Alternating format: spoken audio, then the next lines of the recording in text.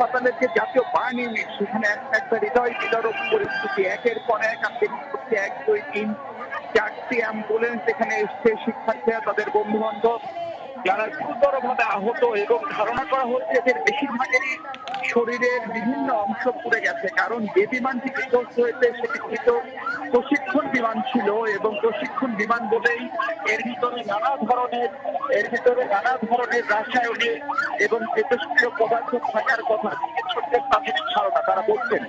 এবং সেই প্রক্রিয়ার অংশ হিসেবে বিমানটি যেখানে বিধ্বস্ত হয়েছে সেই ছবি আসলে অনেকগুলো ব্যস্ততা উপযুক্ত না। আমরা একটু দূর থেকে দেখানোর চেষ্টা করছি, এবং সংখ্যাও আসলে গুনে শেষ করতে আমরা পারছি না। অ্যাম্বুলেন্স এসছে 1, 2, 3, 4, 5, 6, 7টি অ্যাম্বুলেন্স এখানে এই মুহূর্তে অপেক্ষা করছে।